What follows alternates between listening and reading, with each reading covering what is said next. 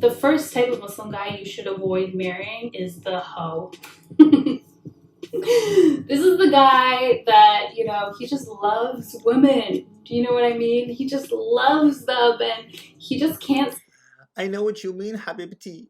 You're talking about the whole of mankind. We all love women, sweetheart. I mean, who are we gonna marry? The guy who hates women? Is it a double standard? Yes, of course it's a double standard. We are judged by different standards. Now, Allah has made it clear with regards to the ayah that I just mentioned.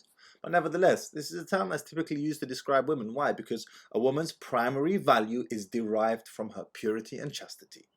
Period. A man's is not. A man's primary value is derived from his ability to provide. If he is that guy that can provide, why would you still want to work? Would you make that compromise? Fine, he's going to take care of everything. He's going to take care of everything. He's going to pattern up the household. But are you going to be prepared to stay at home? And if no, okay, you say, no, I want to go to work. Okay, fine, you want to go to work. It's not fine. But anyways, he says, yes, you can go to work. Are you going to be prepared to pay half the bills? He can pay for it on his own. He earns enough money. But are you going to be prepared to pay half the bills? You're going to say to me, no, it's my money is my money. He has no right to access my money.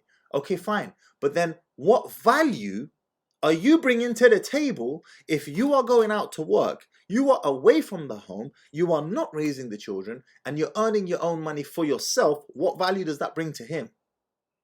Because the way that I see it is that you are taking value away. You're not at home with your children. You're spending more time away from your husband, probably in a mixed environment, earning money for you that does not benefit him.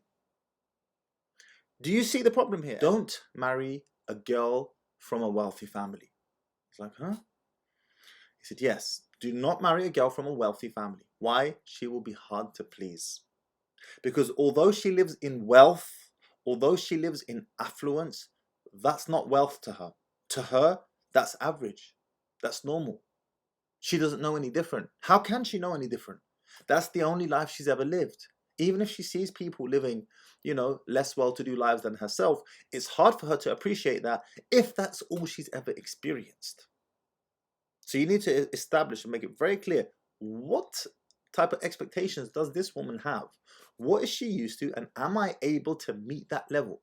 Because if you're marrying a princess and you come from a poor family, you're not going to be able to keep that princess happy. I'm sorry, it is what it is. And even the Messenger of Allah sallallahu alaihi wasallam mentioned something upon this about providing a similar level of living to your wife that she was used to in her family home. So there's logic to this. There's reason to this. It's unreasonable to have an expectation in this example here for a princess who lived in, a lavish life of luxury and royalty and beautiful gowns and robes and gardens and perfumes and so on, and then expect her to live in the slums. This is not possible. This is not possible. So identify, establish what type of livelihood is she used to. This is important. I feel like this is just kind of obvious, but people don't want to mention it in a way, so thought I would mention it. The next Muslim guy you should probably stay away from is the guy that is just not practicing at all. You're going to be with this person for the rest of your life. This person is going to have your children. This person is going to influence your children. His habits are going to rub off. Okay, again, I'm going to have to stop this. I find this advice very ironic because she doesn't wear hijab. And you might say, oh, that's superficial, Mahdi. Don't judge a book by its cover. No. You can't tell me that an apple tree is an apple tree if it doesn't produce apples. The fruits of your iman display themselves on your body. If I am a practicing Muslim man, you have certain expectations from me. One of those is the beard. It is haram to shave the beard. Haram. Not makruh, haram.